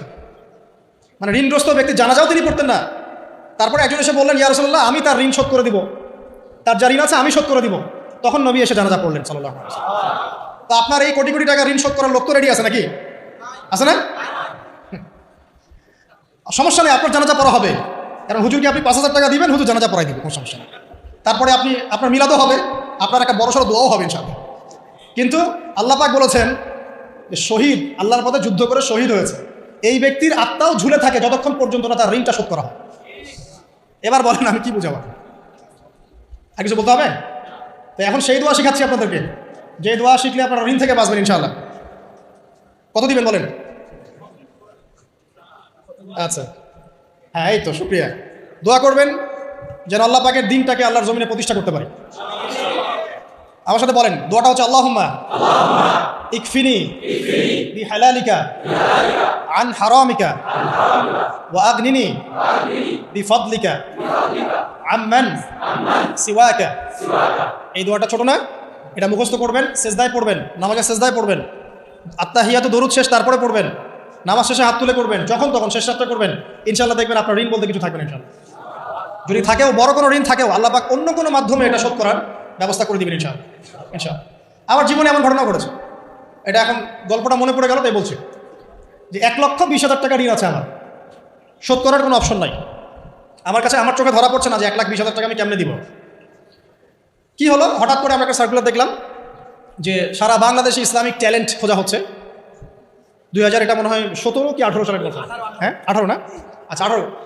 তো হ্যাঁ, আলোকিতকে। তো এখন আমার ওয়াইফ বলছেন যে আপনি এটাতে অ্যাপ্লাই করেন। তো আমি অ্যাপ্লাই করবো, এটা তো আলেমুল আমাদের প্ল্যাটফর্ম, আমি এখানে জেনারেল থেকে আসা মানুষ কেমন করে কি। তো সে বলছেন আপনি পারবেন ইনশাল্লাহ, আপনি পড়াশোনা করেন ইনশাল্লাহ পারবেন। তো আমি দেখছি আগে প্রাইস কী আছে, কষ্ট তো করবো আগে, পুরস্কারটা কি। তো পুরস্কারটা দেখছি যে একটা ওমরা করাবে। ওমরা করা তো যে কারোর জন্য একটা মানে স্বপ্নের ব্যাপার না, ওমরা করা তো সবাই আমরা খুব পছন্দ করি, আল্লাহ পাক আমাদেরকে বেশি বেশি ওমরা করার তৌফিক দেয়। আর লেখা আছে যে ফার্স্ট প্রাইজ 3 লাখ টাকা, second prize 2 lakh, third prize হচ্ছে 1 লাখ। তো সেটা আচ্ছা ঠিক আছে। তখন আমি একটা জবও করি, আমি কিন্তু চাকরিও করেছি একসময়। তো এখন জব ছেড়ে দিলাম, জবে থাকলে আমার এখন পড়াশোনা হবে না। তারপর টানা 4 কি 5 মাস দৈনিক 10 থেকে 12 ঘন্টা করে পড়েছে, টানা 4 থেকে 5 মাস দৈনিক 10 থেকে 12 ঘন্টা, নামা খাওয়া সব ওখানে। আর যতটা সহজ মনে করছেন আসলে কিন্তু প্রতিযোগিতা তত সহজ নয়। যে কোনো জায়গা থেকে প্রশ্ন আসতে পারে, আকিদা, সিরাত, ইতিহাস, এটা ওইটা অনেক টপিক, প্রায় 36টা বিভাগ আছে। তো আলহামদুলিল্লাহ কীভাবে জানি আস্তে আস্তে আস্তে আস্তে উঠতে পারলাম। গিয়ে দেখলাম যে হ্যাঁ ডিবি রাউন্ডে চলে গেছে। আমি তেমন কিছুই করি নাই, আমি শুধু পরিশ্রম করেছি, আল্লাহর কাছে বেশি থেকে বেশি দোয়া করেছি যে আল্লাহ আমার ঋণ আছে, ঋণ শোধ করতে হবে একটা। এবং আমি চাচ্ছি যে এই প্রোগ্রামের মধ্য দিয়ে দিনের একটা বড় সার্কেল পাওয়া যায়, দিনই প্ল্যাটফর্ম পাওয়া যায়। তো আলহামদুলিল্লাহ আল্লাহ পাকের ইচ্ছায় সেখানে একটা ভালো রেজাল্ট হলো, এবং সেখানে উমরাও করা হলো আলহামদুলিল্লাহ, এবং ক্যাশ তারা খুব তাড়াতাড়ি দিয়ে দিয়েছে। আমি পুরো ক্যাশটা আগে পেয়েই আগে ঋণটা শোধ। এখন এই সময় কিন্তু আমি দোয়াটা করেছি, আল্লাহুম্মা কফিনি বিহালালিকা আন হারামিক ওয়া আগনিনি বিফদলিকা আম্মান সিওয়াক। দেখেন আমি কিন্তু জানতামও না এমন কোনো প্রতিযোগিতা হবে, আমি সেখানে পার্টিসিপেট করবো, ওই ওসিলায় উমরা করবো, ওই ওসিলায় আমার ঋণও শোধ হবে, আমার কিন্তু মাথায় ছিল না। এটাই হচ্ছে আল্লাহ পাকের সেই আয়াত, ওয়া মান ইয়াত্তাকিল্লাহ ইয়াজআল লাহু মাখরাজা। আল্লাহ পাককে যে ভয় করবে আল্লাহ পাক তার জন্য রাস্তা খুলে দিবেন ইনশাআল্লাহ। ওয়া ইয়ারযুকুহু মিন হাইসু লা ইয়াহতাসিব, এবং এমন উৎস থেকে আল্লাহ পাক রিজিক দিবেন যেটা সে কল্পনাও করতে পারে। এটা আল্লাহ পাক তাওয়াক্কুল রাখেন। জাস্ট ওই ইসমাঈল আলাইহিস সালামের মায়ের মতো, হাজরা আলাইহিস সালাম ইব্রাহিম আলাইহিস সালামকে বলছেন আপনি আমাকে এখানে ছেড়ে যাচ্ছেন কি জন্যে? ইব্রাহিম বলছেন আল্লাহর আদেশে। তখন তিনি বলছেন তাহলে আল্লাহ আমাকে ফেলে দিবেন ইনশাআল্লাহ। সেই মায়ের গর্ভ থেকে ইসমাইলের মতো সন্তানের জন্ম হলো, যেই সন্তানকে বাবা বলছে যে আমি তোমাকে জবাই করছি, স্বপ্নে দেখেছি, ফানজুর মাদা তারা, তোমার রায় কি? সে বলছে ইয়া আবাতি ফাআল মা তু'মার, আপনাকে যে আদেশ করা হয়েছে আপনি সেটাই করেন। সাতাজিদুনি ইনশাআল্লাহু মিনাস সাবিরিন, ইনশাআল্লাহ আপনি আমাকে ধৈর্যশীল পাবেন। দেখেন কোন মায়ের গর্ভ থেকে কোন সন্তান। তাকে কি বাবা মানুষ করেছিলেন? না, তাকে তার মা মানুষ করেছে। তো ওই রকম তাওয়াক্কুলকারিনী হাজরা আলাইহিস সালামের মতো মা যদি ঘরে ঘরে থাকে, বোন আর স্ত্রী ঘরে ঘরে থাকে, তখন ইসমাইলি প্রজন্ম আসবে ইনশাআল্লাহ। আর আমাদের মতো এই যে এখন দেখছেন না কি হচ্ছে, মারামারি, কাপড় খোলা, কাপড় ছোট, ব্লাউজ সারা সারি, কি চলছে মাশাআল্লাহ। মানে কি যে চলছে ভাই জগতে, এখন বলতেও গাগিনগিন করে, ভাবতেও গাগিনগিন করে, কিছু কিছু নসিহত করবো এটাতেও মন থেকে একটা বাধা চলে আসে যে আসলে কি করবো, কি বলবো। মানে একটা বিষয় থাকে না যে পরিস্থিতি এমন খারাপ যে কথা বলার ভাষ্য থাকে না এমন একটা, যে আপনি হতবাক হয়ে গেছেন, বাকরুদ্ধ, কি বলবো। এখন এই বাকরুদ্ধ হওয়ার সময় চলতেছে, বাকরুদ্ধ হওয়ার সময়, মানে বলার আর কি নাই, কিছু নাই, কি বলবেন। আস্তে আস্তে কাপড় খুলতে খুলতে খুলতে খুলতে খুলতে খুলতে এখন বিকিনি পরে ঘুরতে চায়, এখন বলে যে কয়দিন পর বিকিনি পরেই ঘুরবে। দেখেন ওরা চায় যে পশ্চিমারা যেমনি চলে অমনি চলুক। আরে ভাই ব্লাউজটা সারা শাড়ি পরাই দরকার কি? তুমি এমনি ঘোরো না রে ভাই, ওইটুকুই বা পরার কি দরকার? ওটা কি লজ্জাশীলতার পরিচয় হলো? ওইটুকুই বা পরার কি দরকার? আশ্চর্য একটা বিষয়। মানুষকে দেখেন, মেয়েরা কলেজে পড়তে গিয়ে মেয়েরা কি করতেছে এখন দেখেন, কলেজে পড়তে গিয়ে মেয়েরা কি করতেছে দেখেন, আর আপনি আপনার মেয়েকে কলেজে ওখানে পড়তে পাঠাচ্ছেন, ওখানে হোস্টেলে রাখছেন, যেখানে একটা মেয়েকে নবী সাল্লাল্লাহু আলাইহি ওয়াসাল্লাম মাহরাম ছাড়া সফর করতে নিষেধ করছেন, সেখানে আপনি আপনার মেয়েকে কোন শিক্ষায় শিক্ষিত করার জন্য রাতের পর রাত সেখানে কাটাচ্ছেন? আর তারা নিজেরাই বলছে যে মেয়েদেরকে ফোর্সফুলি যৌন কাজে বাধ্য করা হচ্ছে। মানে ইজ্জত চলে যায়, যাক ভাই আমার সার্টিফিকেট চাই, বিষয়টা নাকি ইজ্জত যা যাক, কতজন আমার সাথে কি করে করুক, বাট আমার একটা সার্টিফিকেট চাই, একটা অনার্সের একটা মাস্টার্সের সার্টিফিকেট চাই, এটা দিয়ে আমি বিসিএস ক্যাডার হবো, এটা দিয়ে আমি প্রাইমারি স্কুলের টিচার হবো, এটা দিয়ে আমি জাতি গঠন করবো নাকি? পরে এরাই তো আপনার ঘরে বউ হিসেবে আসবে, মানে আপনার কি অবস্থা হবে চিন্তা করেন এখন। তা আমরা আসলে ভাই কোথায় আছি এখন? আল্লাহ পাক আমাদেরকে বোধোদয় দান করুক, দোয়া করে। তবে একটা হাদিস না বললে আমি এখান থেকে সরতে পারতেছি না। এই কথাই নবী সাল্লাল্লাহু আলাইহি ওয়াসাল্লাম বলেছেন, হু বা হু এই কথাই, একদম এটাই, যে ফিতনা ধেয়ে আসছে, লা ইলাহা ইল্লাল্লাহ, ফিতনা ধেয়ে আসছে। তার স্ত্রী যায়নাব বিনতে জাহাশ তিনি বলছেন, ইয়া রাসূলুল্লাহ সাল্লাল্লাহু আলাইহি ওয়াসাল্লাম আনুহলিকু ওয়া ফিনা সালিহুন, আমাদের মধ্যে সৎ মানুষগুলো থাকা সত্ত্বেও কি আমরা ধ্বংস হয়ে যাব? সুন্দর প্রশ্ন না? নবীজি বলছেন, নাম, তোমরা ধ্বংস হয়ে যাবে। ইদা কাসরাতুল খাবাস, যখন এরকম নগ্নতা, বেহায়াপনা, অশ্লীলতা ছড়িয়ে পড়বে, তখন সৎ অসৎ, আলেম জালেম সব ধ্বংস, জাতি গঠন করবেন সব ধ্বংস। আল্লাহ পাকের গজব সময়ের ব্যাপার মাত্র। আল্লাহ পাক শুধু আসমানি বালাই দেন না, জমিনি বালাও। আল্লাহ পাক মুসলিমে ফাসাদ লাগিয়ে দিতে পারেন, আল্লাহ পাক বহিঃশত্রুকে আপনার উপর চাপিয়ে দিতে পারেন, আল্লাহ পাক দুর্ভিক্ষ দিতে পারেন, আল্লাহ পাক মহামারী দিতে পারেন, আল্লাহ পাক কুন বললে ফায়াকুন হতে পারে। সে আল্লাহকে ভুলে গিয়ে এইসব প্রগতিশীলতার নামে যখন নগ্নতার চর্চা হচ্ছে, অশ্লীলতার চর্চা হচ্ছে, আর আমরা এগুলো সব মুখ বুঝে সহ্য করছি, মাদক, পর্ন, জেনা, ব্যভিচার সব চলছে চোখের সামনে, আমরা কিচ্ছু বলার নাই, সুদ সব চলছে। এটা সময়ের ব্যাপার যে আল্লাহ পাকের গজব কখন আসবে। আর যখন আসবে, আলেম জালেম কাউরে ছাড়বে না ইনশাআল্লাহ, আমারে আপনারে কাউরে ছাড়বে না ইনশাআল্লাহ, দেখে নিয়ে। আরেকটা কথা নবীজি বলছেন, দুই শ্রেণীর মানুষ আসবে কিয়ামতের আগে আগে, আমি দেখি নাই। তখন সাহাবীরা বলছেন, কারা ইয়া রাসূলুল্লাহ? একজন বলছেন, এক শ্রেণী হচ্ছে এমন এক শ্রেণীর পুরুষ, কারা এরা? পুরুষ, যাদের হাতে লম্বা লম্বা লাঠি থাকবে, লাঠি, এই লাঠি দিয়ে তারা মানুষকে পিটাবে। কি আপনারা বুঝতে পারেন না কারা? আপনি নিজেও তার মধ্যে আছেন, আপনার ভাইও তার মধ্যে আছে, আপনি এবং আপনার ভাই দুজনেই এই কাজ করছেন, ভাইয়ে ভাই মারামারি করছেন, সবার হাতেই লাঠি আছে না? আছে। অথচ উভয় মুসলিম, আর একজন মুসলিম যখন আরেকজন মুসলিমের এগেনস্টে যুদ্ধ করতে যায় বা এরকম মারামারি করতে যায় না, যে মরবে আর যে মারবে উভয়ই অপরাধী, উভয় অপরাধী। হাদিস রিয়াদুস সালিহিন বইয়ের মধ্যেও আছে, দেখে নিন। তারপরে দ্বিতীয় শ্রেণী হচ্ছে, নবীজি বলছেন নিসাউন, এক শ্রেণীর মহিলা আসবে, আমি দেখি নাই, মানে ওই যুগে ছিল না। আইয়ামে জাহেলিয়াতের বর্বর যুগেও এরকম মেয়ে ছিল না। তার মানে বুঝতে পারছেন, আইয়ামে জাহেলিয়াতের যে যুগটাকে এখন বর্বর বলে না, বর্বর, সেকেলে, মধ্যযুগীয় এইসব কথা বলে না, ওই যুগেও এই মানুষগুলো ছিল না। তার মানে নবীজি বলছেন, আমি দেখিনি, লাম আরাহুমা, আমি ওদেরকে দেখি নাই। তারা কারা? নিসাউন, এক শ্রেণীর মহিলা, কাসিয়াতুন আরিয়া, যারা কাপড় পরবে বাট নগ্ন থাকবে, কাপড় পরবে কিন্তু নগ্ন থাকবে। মুমিলাত মাইলাত, নিজেও মানুষকে আকৃষ্ট করবে আবার নিজে আকৃষ্টও হবে। লা ইয়াজিদনা রিহাল জান্নাহ, তারপর একটা কি জানি, তারা জান্নাতে, লা ইয়াদখুলনাল জান্নাতা ওয়া লা ইয়াজিদনা রিহাহা, তারা জান্নাতে যাবেও না, জান্নাতের গন্ধও পাবে। নেন এবার এখন দেখেন, একটু ভেবে দেখেন যে আমার ঘরে কি সেরকম মেয়ে আছে কিনা, আমার ঘরে সেরকম বোন আছে কিনা, আমার ঘরে তেমন ওয়াইফ আছে কিনা।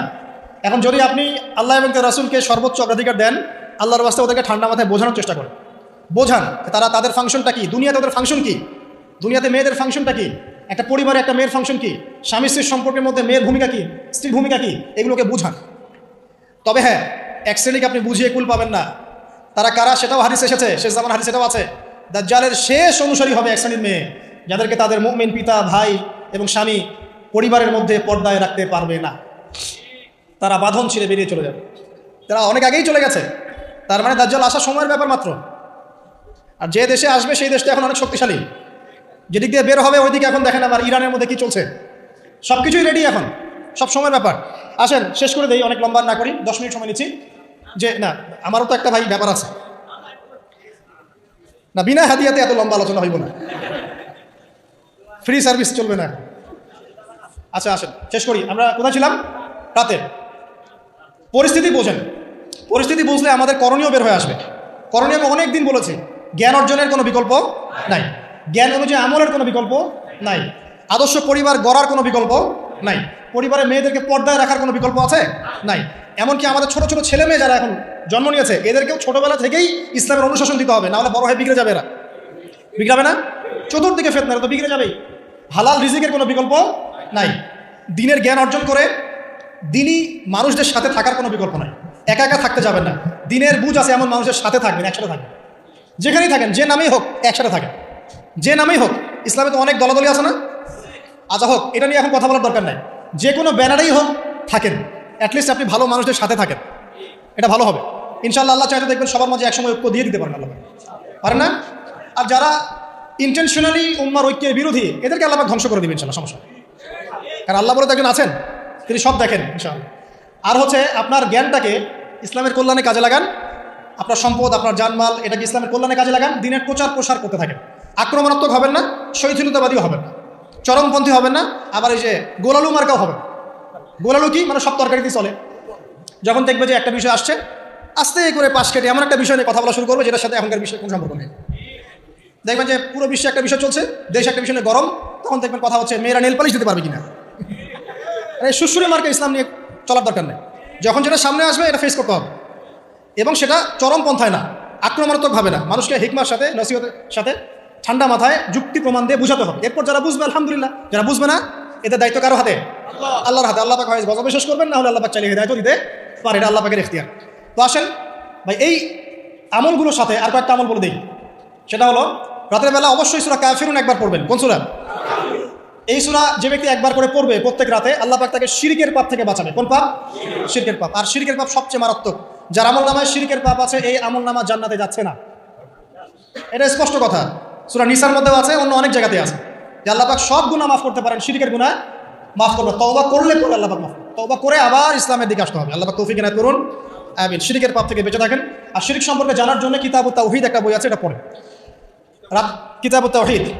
তারপরে রাতের বেলা 33 বার সুবহানাল্লাহ পড়বেন, 33 বার আলহামদুলিল্লাহ পড়বেন, আর 34 বার আল্লাহু আকবার পড়বেন, ঠিক আছে? এরপরে আপনি রাতে আর্লি ঘুমিয়ে যান।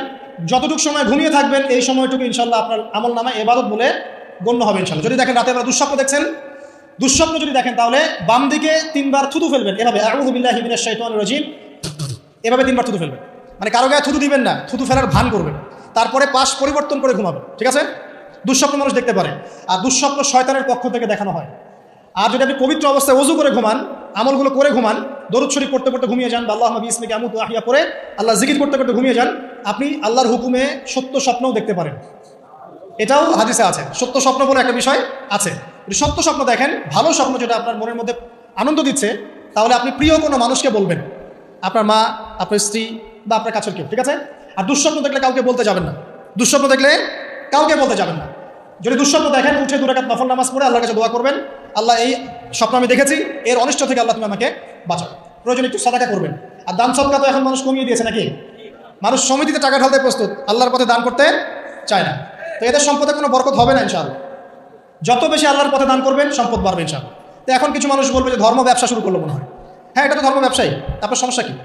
ধর্মের মধ্যেই তো ব্যবসা আছে। ব্যবসা করলে ধর্মকেন্দ্রিকই করতে হবে। ব্যবসা যদি কেউ করতে চায় তাকে ধর্ম মেনেই করতে হবে। অমুসলিম হলে সে আলাদা বিষয়। কোনো মুসলমান যদি ব্যবসা করতে চায় তাকে ধর্ম মেনেই ব্যবসা করতে হবে। কি করতে হবে? মাপে কম দেওয়া যাবে না, সিন্ডিকেট করা যাবে না, তাই না?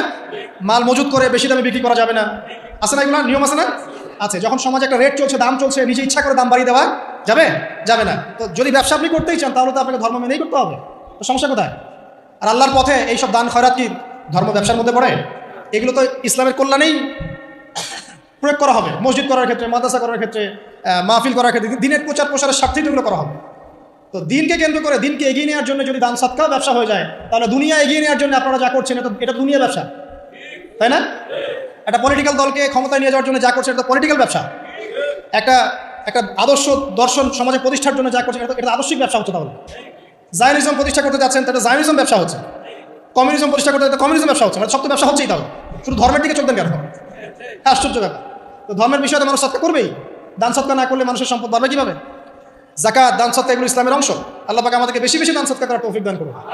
তারপরে চলে আসেন, এইভাবে রাতে আমলগুলো গুছিয়ে শেষ রাত্রে ওঠার চেষ্টা করেন। আমি যে বললাম রাতটাকে এনজয় করার জন্য আল্লাহ পাক বলেছেন, একদম শেষ রাত্রে আল্লাহ পাক ওঠার তৌফিক সবাইকে দান করুন। আমাকে, আপনাদের সবাইকে দান করুন। আমি শেষ রাত বলতে কোনটা? রাতকে 3 ভাগে ভাগ করতে হবে। কয় ভাগে? একদম শেষের অংশ। মনে করেন যে 1টা থেকে 4টা বা 5টা বা 1.5টা থেকে 5টা, এই অংশটা আছে না, এটা হচ্ছে শেষের অংশ। এই অংশটা এত বেশি মূল্যবান। এই সময় মানুষ ঘুম থেকে উঠে যে দোয়া করে, লা ইলাহা ইল্লাল্লাহ ওয়াহদাহু লা শারীকা লাহু লাহুল মুলকু ওয়া লাহুল হামদ ওয়া হুয়া আলা কুল্লি শাইইন কাদির, এরপরে বলে সুবহানাল্লাহ আলহামদুলিল্লাহ, ওয়ালা ইলাহা ইল্লাল্লাহ, আল্লাহু আকবার, লা হাওলা ওয়ালা কুওয়াতা ইল্লা বিল্লাহ, আল্লাহুম্মা গফিরলি। এরপরে হাত তুলে দোয়া করলে যা চাবেন তাই পাবেন। এই সময় একটা হাদিস দিয়ে আমি ইতি টানতেছি, শেষের দিকে আসছি। আল্লাহ রাব্বুল আলামিন হাদিসে কুদসির মধ্যে বলেছেন, শেষ রাতের এই অংশে আল্লাহ পাক প্রথম আসমানে নেমে আসেন। আরশে আজিম কত উপরে, আল্লাহ প্রথম আসমানে নেমে আসেন মানে আল্লাহ পাকের রহমত কি হয়, একদম কাছাকাছি চলে আসে। আল্লাহ পাক দোয়া কবুল করার জন্য বলেন, কে আছো আমাকে ডাকবে। আল্লাহ পাক আহ্বান করেন, কে আছো পৃথিবীবাসী আমাকে ডাকবে, আমি তার ডাকে সাড়া দিব। কে আছো আমার কাছে দোয়া করবে, আমি তার দোয়া কবুল করবো। কে আছো আমার কাছে ক্ষমা চাইবে, আমি তোমাকে ক্ষমা করে দিব। কে আছো অসুস্থ, আমার কাছে শেফা চাইবে, শেফা দিয়ে দিব। আল্লাহ পাক আহ্বান করতেই থাকেন ফজরের পর্যন্ত। কি পর্যন্ত? আর ওই সময় এই যে সারা রাত জায়গায় মানুষ ওই সময় ঘুম দেয়, তাই না?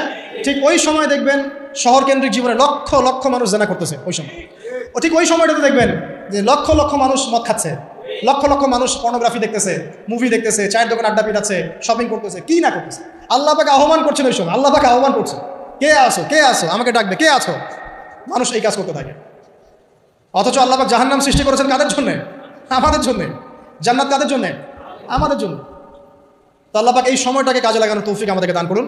এই সময় উঠে যতটুকু আপনার সামর্থ্য হয়, 2 রাকাত পারলে 2 রাকাত, 4 পারলে 4, 6 পারলে 6, 8 পারলে 8, 20 পারলে 20, যত রাকাত পারেন আপনি 2 করে নফল নামাজ পড়তেই থাকেন।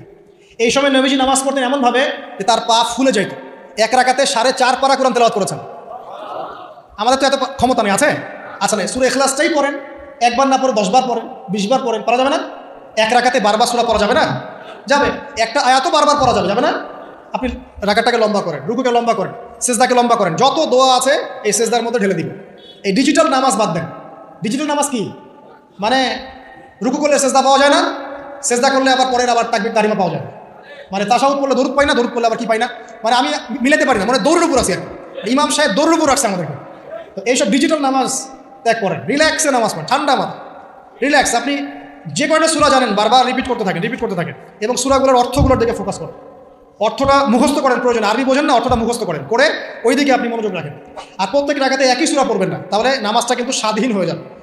সূরা চেঞ্জ করবেন, দেখবেন আপনার মাথাটা বিজি থাকবে, নামাজে মনোযোগ বাড়বে। এটা টিপস। আর কি করবেন? যতক্ষণ মনোযোগ আসে নাই নামাজে থাকেন। রুকু করেছেন, একটু মনে হলো মনোযোগ ডানে চলে গেছে, আবার ফিরায় নিয়ে আসেন, আবার তাসবিহ পড়তে থাকেন। 3 বারই পড়তে হবে, এটা কি লেখা আছে নাকি? 3 বারই পড়তে হবে? আপনি চাইলে 100 বারও পড়তে পারেন না? বাড়ান, সময়টা বাড়ান, নামাজের সময় বাড়ান, সেজদার সময় বাড়ান। 2 সেজদার মাঝখানে দোয়া করেন, আচ্ছা আল্লাহুম্মা গফিরলি ওয়ারহামনি ওয়াহদিনি ওয়াআফিনি ওয়ারযুকনি। এগুলোর অর্থ বোঝার চেষ্টা করেন। সেজদায় কি পড়ছেন অর্থ বোঝার চেষ্টা করেন। যদি আপনি নফল নামাজ পড়েন, আপনি আরবি জানেনই না, মোটেই আরবির কোনো নলেজই নাই, একটা দোয়াও জানেন না, পারলে বাংলায় দোয়া করেন, ইনশাআল্লাহ পারা যাবে না? আপনি আরবি জানেনই না, শেখার চেষ্টা করেন, শিখতে থাকেন। যতদিন শেখেন নাই কমপক্ষে অতদিন তো আপনি বাংলায় করতে পারবেন না? ইনশাআল্লাহ। আল্লাহ পাক তৌফিক দান করুন, আমিন। ফরজ নামাজে এই কাজ করতে যায় না, আবার এটা নফল নামাজের কথা বললাম। আচ্ছা, এবার নামাজ শেষ করে আপনি আল্লাহর কাছে হাত তুলে দোয়া করুন। এই যে দোয়া নিয়ে আমরা কত ক্যাচাল করি, নামাজের আগে দোয়া, পরে দোয়া, মিলাদে দোয়া, তা করি না? মাহফিলে দোয়া। অনেক আমাদের রংপুরে একজন শহীদ হয়ে গেছে মাশাআল্লাহ, এই দোয়া নিয়ে মারামারি করতে করতে।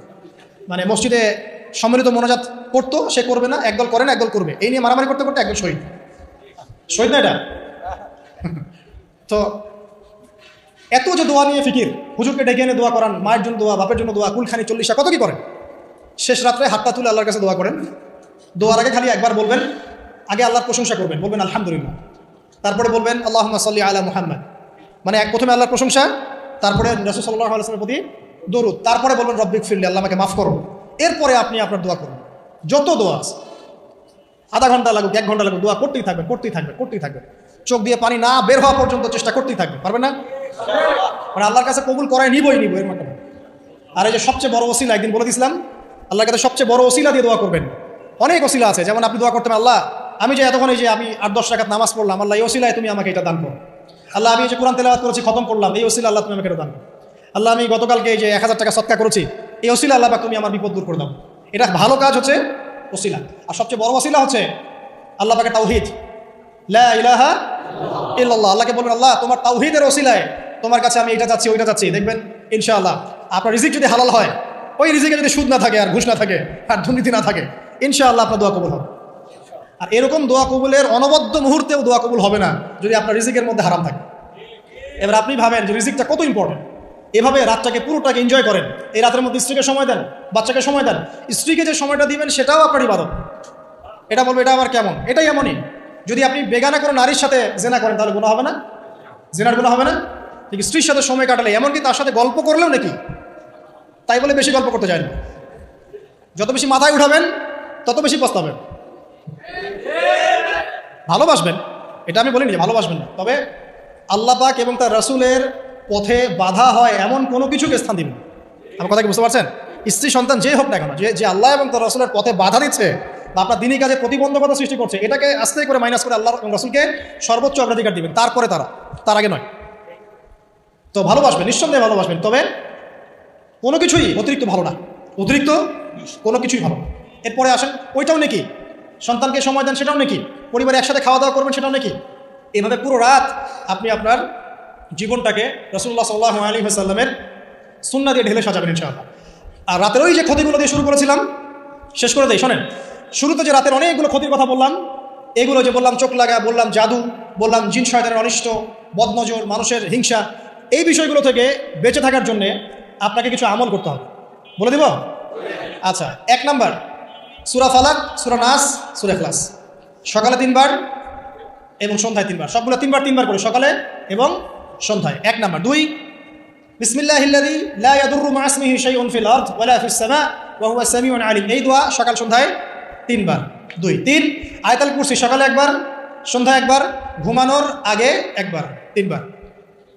মেডিসিন দিচ্ছি, মেডিসিন, প্রেসক্রিপশন লিখে নেন।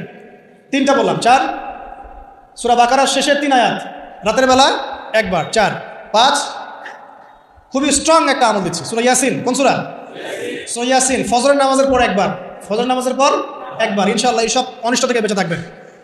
6 আউযু বিকালিমাতিল্লাহি তাম্মাতি মিন শাররি মা খালাক, এই দোয়াটা, আউযু বিকালিমাতিল্লাহি তাম্মাতি মিন শাররি মা খালাক, 3 বার, সকালে 3, সন্ধ্যায় 3। 6 আরও আছে 7 হাসবি আল্লাহ লা ইলাহা ইল্লা হু আলাইহি তাওয়াক্কালতু ওয়া হুয়া রাব্বুল আরশিল আযীম, সকালে সন্ধ্যায় 7 বার করে। কয়বার করে?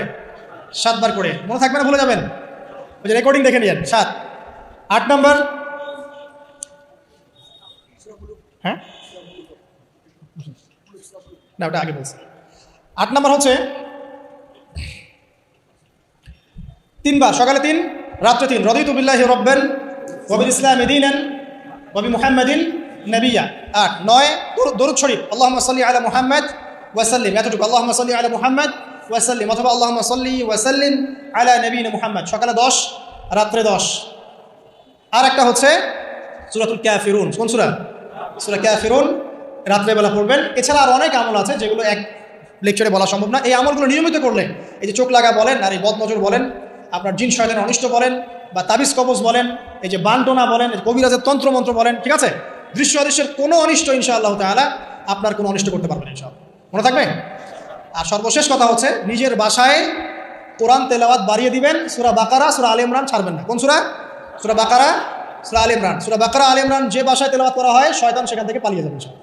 ঠিক আছে? আল্লাহ পাক আমাদের সবাইকে এই আমলগুলোর মধ্য দিয়ে রাতকে এনজয় করার তৌফিক দান করুন, এবং এভাবেই আমাদের জীবনের প্রতিটা রাতকে উপভোগ করার তৌফিক দান করুন। আর দিনের আমল নিয়ে ইনশাআল্লাহ আরেকদিন কোনো এক সেমিনারে কথা হবে। আল্লাহ পাক আমাদের সবাইকে সুস্থ রাখুন।